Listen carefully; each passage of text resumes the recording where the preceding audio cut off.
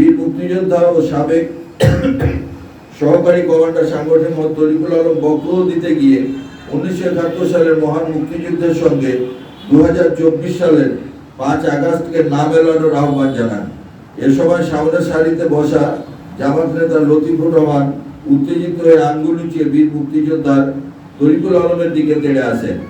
চিৎকার করে প্রতিবাদ জানিয়ে জোরপূর্বক বক্তব্য বন্ধ করতে বাধ্য করেন। তরিকুল সাহেব তার বক্তব্য শেষ করার জন্য অনুরোধ জানালেও শেষ পর্যন্ত কোনো বক্তব্য রাখতে পারেন নাই এবং জেলা পুলিশ তখন নীরব ভূমিকা পালন করেন। বিষয়টি আমাদের জন্য লজ্জাজনক এবং হতাশাব্যঞ্জক। এই ঘটনার পরপরই ডিআইজি সাহেবকে বিষয়টি জানিয়ে তিনি ঘটনাস্থল ত্যাগ করেন। আমি আপনাদের জানাতে চাই, মুক্তিযুদ্ধ ও অভ্যুত্থান এক নয়।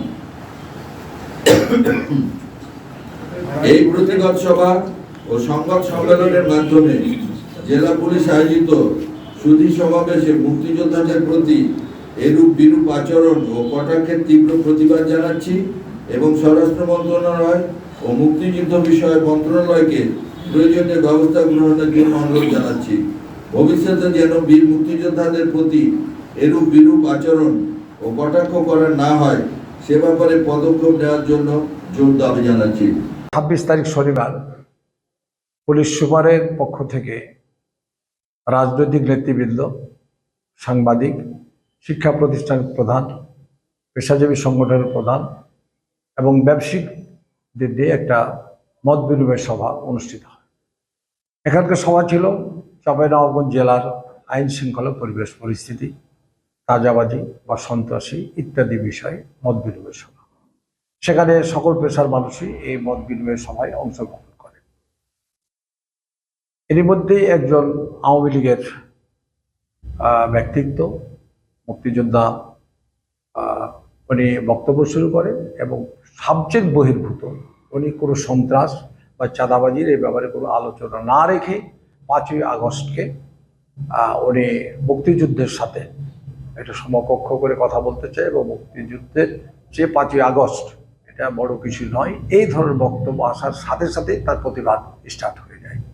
এবং এই প্রতিবাদটাকে আমি এটাকে থামানোর জন্য ওনাকে বলি যে এই ধরনের বক্তব্য না দেওয়ার জন্য আপনাকে অনুরোধ করছি, আপনি সাবজেক্টে বক্তব্য পেশ করুন।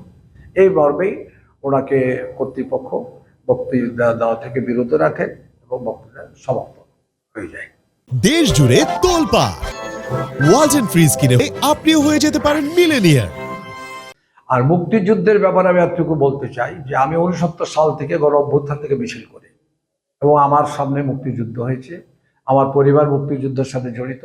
আমার পরিবার, আমরা মুক্তিযুদ্ধ মানে শহীদ পরিবারের একজন ছেলে, সেহেতু মুক্তিযুদ্ধকে খাটো করে দেখার কোনো অবকাশ নাই বা মুক্তিযোদ্ধাকে খাটো করে দেখার কোনো অবকাশ নাই। কারণ স্বৈরাচার বিরোধী আন্দোলন ছিল। গত এই আন্দোলনে জামাত ইসলামীর 5 জন দায়িত্বশীলকে ফাঁসি কাস্টে ঝুলানো হয়েছে, গুম করা হয়েছে, আয়না ঘরে নেওয়া হয়েছে, এখনো গুম হয়ে আছে অনেকেই। সেহেতু আমরা এই ধরনের 5ই আগস্টকে খাটো করে দেখার কোনো অবকাশ নেই, এটা আমি মনে করি। এবং মুক্তিযুদ্ধকেও খাটো করার কোনো অবকাশ নেই।